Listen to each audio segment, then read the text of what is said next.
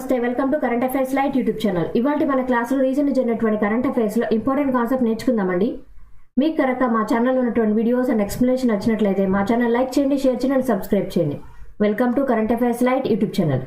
ఇవాళ మన కాన్సెప్ట్ వచ్చేసి దినేష్ కార్తిక్ గారు. సో దినేష్ కార్తిక్ గారు ఆయన యొక్క క్రికెట్ పరంగా ఆయన బెస్ట్ పెర్ఫార్మెన్స్ అనేది ఇవ్వడం జరిగింది. ఆయన్ని SA20 అంటే నథింగ్ బట్ సౌత్ ఆఫ్రికాలో జరగబోయేటువంటి 20 సిరీస్ లీగ్ ఏదైతే ఉందో దానికి బ్రాండ్ అంబాసిడర్గా నియమించడం జరిగిందనమాట.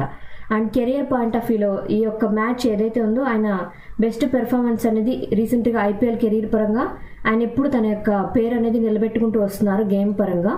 అండ్ క్రికెటర్లో ఈయన పేరు అనేది చరిత్రలో నిలిచిపోయే విధంగా ఆయన పెర్ఫార్మెన్స్ అనేది ఎప్పటికప్పుడు బెటర్గా మార్చుకుంటూ వస్తున్నారు.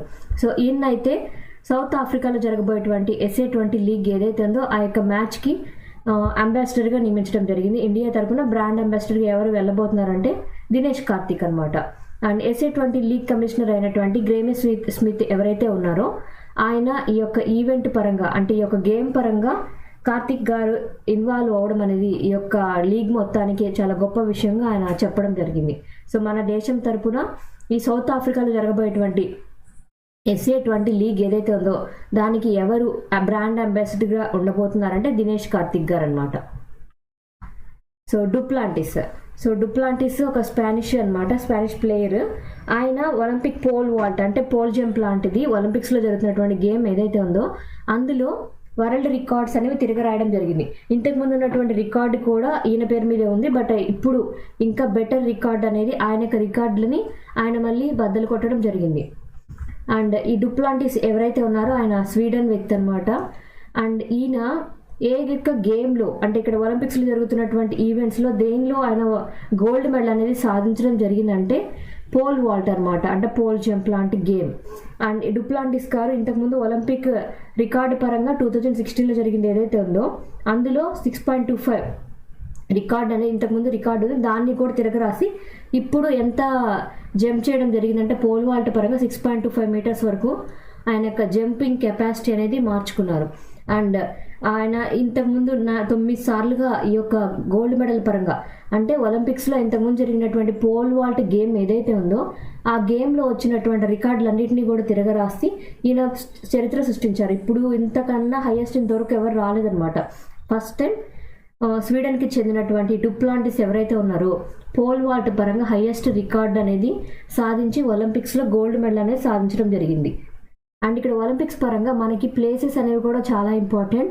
ఎందుకంటే ఏ యొక్క ప్లేస్లో జరుగుతుంది అనేది ఒకసారి మనం ఖచ్చితంగా గుర్తుపెట్టుకోవాలి. 2020లో వచ్చేసి టోక్యో అంటే జపాన్.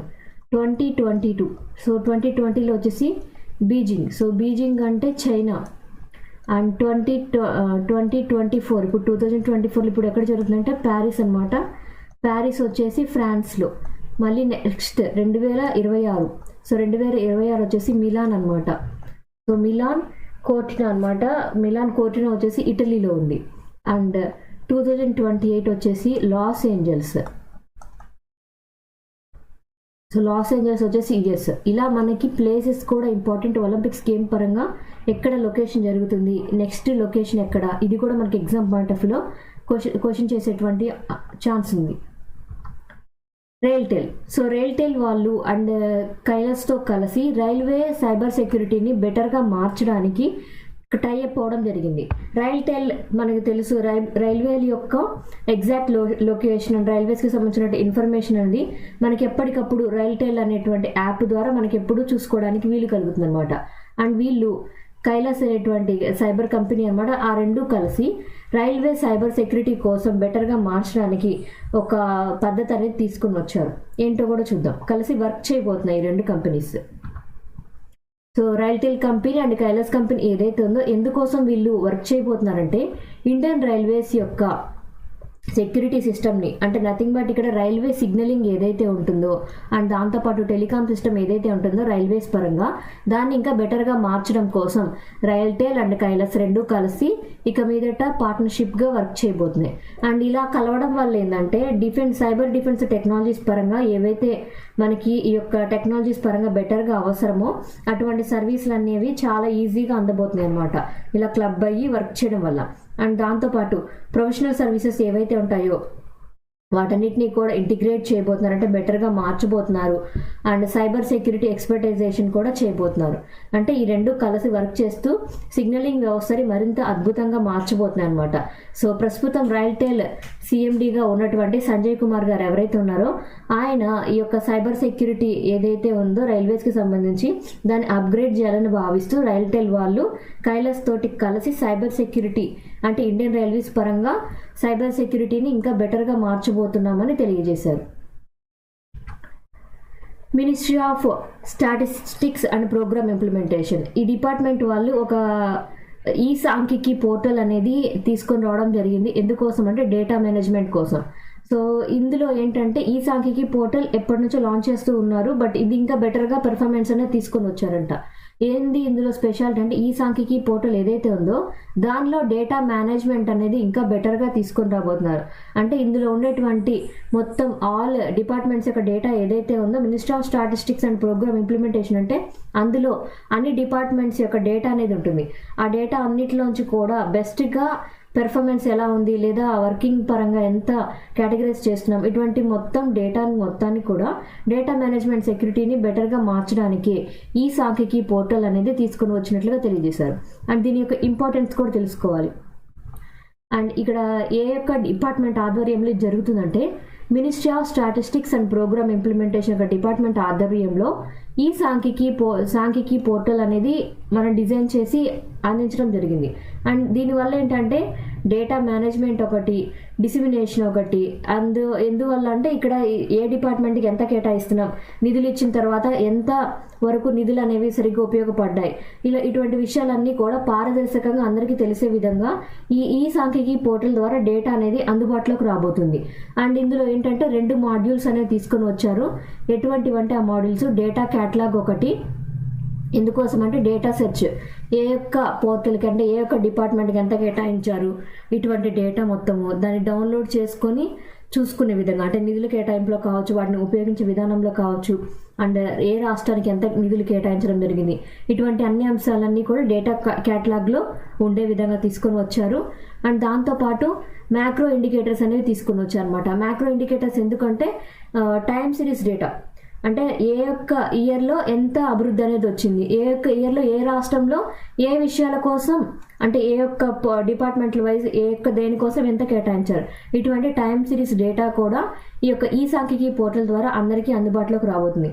అండ్ ఇందులో ఇంకొకటి ఏంటంటే డేటా సేఫ్టీ మెజర్స్ అనేవి తీసుకుని వచ్చారు. సో డేటా పోర్టల్ అందరికీ అందుబాటులో ఉంటుందంటే అది అందరికీ పబ్లిసైజ్ చేసినప్పటికీ కూడా అన్ని రాష్ట్రాలు యాక్సెస్ చేసుకుంటున్నప్పటికీ కూడా అందులో ఉన్నటువంటి డేటా ఏదైతే ఉందో ఆ డేటా స్టోరేజ్ అనేది మన దేశానికి ఇంపార్టెంట్ అనమాట. అందువల్ల దీన్ని ఎన్ఐసిస్కి సంబంధించినటువంటి క్లౌడ్లో అండ్ సెక్యూరిటీ ఆడిట్స్ పరంగా బెటర్గా మార్చడం ఒకటి ఇంపార్టెంట్. అండ్ వల్నరబిలిటీ అసెస్మెంట్స్ అంటే ఎంతవరకు ఖచ్చితత్వంతో ఈ యొక్క పోర్టల్లో డేటా అనేది ఉంచుతున్నారు, ఏది ఎంతవరకు బెటర్గా పనిచేస్తుంది ఇటువంటి అన్ని అంశాలని కూడా ఈ సాంఖ్యికి పోర్టల్ ద్వారా బెటర్గా తీసుకొని వస్తున్నారు అనమాట. ఏ డిపార్ట్మెంట్ ఆధ్వర్యంలో ఈ సాంఖ్యికి పోర్టల్ అనేది వచ్చిందంటే Ministry of Statistics and Programme Implementation. మనకి ఎగ్జామ్ పాయింట్ ఆఫ్ లో ఏ డిపార్ట్మెంట్ అనేది కూడా అడిగేటువంటి ఛాన్స్ ఉంది. దల్జిత్ సింగ్ చౌదరి. సో దల్జిత్ సింగ్ చౌదరి గారు బిఎస్ఎఫ్ బోర్డర్ సెక్యూరిటీ పోలీస్ ఏదైతే ఫోర్స్ ఉందో దానికి డైరెక్టర్ జనరల్గా నియమించడం జరిగింది. అండ్ ఈయనకు ఇంపార్టెన్స్ ఏంటంటే ఈయన మన దేశం యొక్క చాలా అత్యున్నతమైనటువంటి పదవుల్లో ఈయన యొక్క ప్రతిభ అనేది కనబరిచారనమాట. సో ఈయన దల్జిత్ సింగ్ చౌదరి ఎవరైతే ఉన్నారో ఆయన 1990కి చెందినటువంటి బ్యాచ్ ఐపీఎస్ ఆఫీసర్ అనమాట. అండ్ ఏ యొక్క క్యాడర్లో ఈయన జాయిన్ అవ్వడం జరిగిందంటే ఉత్తరప్రదేశ్కి చెందినటువంటి వ్యక్తి. అండ్ ఈయన ఇప్పుడు బిఎస్ఎఫ్ బోర్డర్ సెక్యూరిటీ ఫోర్స్ ఏదైతే ఉందో దానికి డైరెక్టర్ జనరల్గా నియమించడం జరిగింది. ఎవరి తర్వాత ఈయన నియమించారంటే నితిన్ అగర్వాల్ తర్వాత అనమాట. అండ్ ఈయన చాలా రకాలైనటువంటి పొజిషన్స్ అనేవి తీసుకొని అంటే ఆయన బాధ్యతలను నిర్వహించడం జరిగింది ఇంతవరకు. ఏమేంటి అంటే అడిషనల్ డీజీగా అడిషనల్ డైరెక్టర్ జనరల్ అనమాట. ఎందులో అంటే ఐటీబీపీ. సో ఐటీబీపీ వచ్చేసి ఇండో టిబెటన్ బోర్డర్ పోలీస్ అనమాట. ఇండో టిబెటన్ బోర్డర్ పోలీస్ పరంగా ఈయన యొక్క అడిషనల్ డీజీగా వర్క్ చేయడం జరిగింది. సిఆర్పిఎఫ్ అంటాం మనం. సిఆర్పిఎఫ్ వచ్చేసి సెంట్రల్ రిజర్వ్ పోలీస్ ఫోర్స్ అనమాట. అంటే ఇది సెంట్రల్ డిపార్ట్మెంట్కి చెందినటువంటి పోలీస్ డిపార్ట్మెంట్. దానిలో స్పెషల్ డ్యూటీ గ్రూప్కి ఆయన హెడ్గా వ్యవహరించడం జరిగింది. అండ్ డీజీ అనమాట. ఎస్ఎస్బి వచ్చేసి స్పెషల్ డ్యూటీ గార్డ్ అదొకటి, మళ్ళీ సహస్ర సీమా బల్ అని ఉంటుంది. సహస్ర సీమ బల్ వచ్చేసి మనకి ఒక స్పెషల్ వింగ్ అనమాట. అంటే మన ఆర్మీ పరంగా ఒక స్పెషల్ బెటాలియన్ ఏదైతే ఉందో సహస్ర అనమాట. ఆ సహస్ర సీమ బల్ అని ఉంటుంది ఒక బెటాలియన్. దానికి కూడా ఈయన హెడ్గా వర్క్ చేయడం జరిగింది. సో ఇప్పుడైతే బిఎస్ఎఫ్ ఏదైతే ఉందో, బోర్డర్ సెక్యూరిటీ ఫోర్స్ ఏదైతే ఉందో, దానికి డైరెక్టర్ జనరల్గా నియమించబడ్డారనమాట. అండ్ ఈయనకి చాలా రకాలైనటువంటి అవార్డ్స్ కూడా వచ్చాయి. అందులో 4 పోలీస్ మెడల్స్ అనమాట, గ్యాలంటరీ అవార్డ్స్ అనేవి వచ్చాయి. అండ్ దాంతోపాటు ప్రెసిడెంట్ పోలీస్ మెడల్ అనేది కూడా వచ్చింది ఆయన చేసినటువంటి సేవల రీత్యా. అండ్ ఇప్పుడైతే ఈ దల్జీత్ సింగ్ చౌదరి ఎవరైతే ఉన్నారో ఆయన బోర్డర్ సెక్యూరిటీ ఫోర్స్కి హెడ్గా నియమితులు అవ్వడం జరిగింది. ఎన్సీడబ్ల్యూ. సో ఎన్సీడబ్ల్యూ అంటే ఇక్కడ మనం అర్థం చేసుకోవాలి, నేషనల్ కమిషన్ ఫర్ ఉమెన్ అనమాట. So national commission for women అంటే ఆడవాళ్ళ కోసం వర్క్ చేసేటువంటి department. So national commissioner for women వాళ్ళు ఒక డిజిటల్ క్రైమ్స్ని తగ్గించడానికి ఒక యాప్ లాగా తీసుకొని వచ్చారనమాట. అంటే ఇదే ఒక పోర్టల్ లాగా. ఇందులో ఏముంటాయంటే డిజిటల్ శక్తి సెంటర్. ఎందుకోసం అంటే సైబర్ క్రైమ్స్, ఆడవాళ్ళ మీద ఏవైతే ఇబ్బందులు కలుగుతుంటాయో సైబర్ సెక్యూరిటీ పరంగా వాటన్నిటిని ట్యాకిల్ చేయడానికి డిజిటల్ శక్తి అనేటువంటి సెంటర్ని లాంచ్ చేయడం జరిగింది. అండ్ ఇందులో ఏముంటుందంటే అండర్స్టాండింగ్ డిజిటల్ లిటరసీ. అంటే ఇక్కడ ఆడవారికి ఏదైతే టెక్నాలజీ పరంగా అందుబాటులో వచ్చినటువంటి టెక్నాలజీని ఎలా ఉపయోగించుకోవాలి, లేదా వాళ్ళ సేఫ్టీ వైజ్ ఏ విధంగా దీన్ని చూసుకోవాలి, ఇటువంటి విషయాల గురించి నేర్పిస్తారనమాట. అండ్ దాంతోపాటు నో హౌ అబౌట్ టెక్నాలజీ, అంటే టెక్నాలజీని వాడుకోవడం ఎలా, అంటే సేఫ్టీ కోసం ఎలా వాడుకోవాలి, లేదా వాళ్ళ అభివృద్ధి కోసం ఏ విధంగా వాడుకోవాలి, ఇటువంటి విషయాలను కూడా నేర్పిస్తారు. And safety and privacy tools. So ఆడవాళ్ళు ఇంటర్నెట్ వాడే విషయంలో, ఫొటోస్ని అప్లోడ్ చేసే విషయంలో ఎటువంటి సెక్యూరిటీ తీసుకోవాలి, ఎలా ఫొటోస్ని అప్లోడ్ చేసినప్పుడు ఎదుటి వ్యక్తులు మన ఫొటోస్ని మార్ఫింగ్ కానీ డీప్ ఫేక్ కానీ అలా చేయకుండా ఉండాలి అంటే మనం ఎలా చేసుకోవాలి, అంటే ఫొటోస్ని ఎలా బెటర్గా వాడుకోవాలి, ఇటువంటి అన్ని అంశాలను కూడా ఇందులో నేర్పించడం జరుగుతుంది అనమాట. And responsible online behaviour. So ఇది ఎందుకోసం అంటే అన్ఎడ్యుకేటెడ్ పర్సన్ అయినా లేదా సరిగ్గా చదవని లేడీస్ అయినా సరే వాళ్ళు ఏ విధంగా ఆన్లైన్ ప్లాట్ఫామ్ని వాడుకొని వాళ్ళు చదువుకోవడానికైనా లేదా వాళ్ళ జాబ్ పరంగా అయినా వాటిని వాడుకోవాలి. కానీ వాటి వల్ల ఆడవాళ్ళకి ఎటువంటి ఇబ్బంది రాకుండా ఉండాలంటే వాళ్ళు ఆన్లైన్ ప్లాట్ఫామ్ని వాడుకునే విషయంలో ఎలా వ్యవహరించాలో నేర్పిస్తారు అనమాట. And protection measures. సో వాళ్ళ యొక్క సేఫ్టీ కోసం, లేడీస్ యొక్క సేఫ్టీ కోసం కొన్ని ప్రొటెక్షన్ మెజర్స్ కూడా ఇందులో తీసుకొని రావడం జరిగింది. అంటే సైబర్ సెక్యూరిటీ అనేది తగ్గించడానికి ఆడవాళ్ళకి అవగాహన అనేది కల్పించడం ఈ డిజిటల్ శక్తి సెంటర్ యొక్క ముఖ్య ఉద్దేశం అనమాట. ఎవరు దీన్ని ఏర్పాటు చేశారంటే నేషనల్ కమిషన్ ఫర్ ఉమెన్ అనమాట.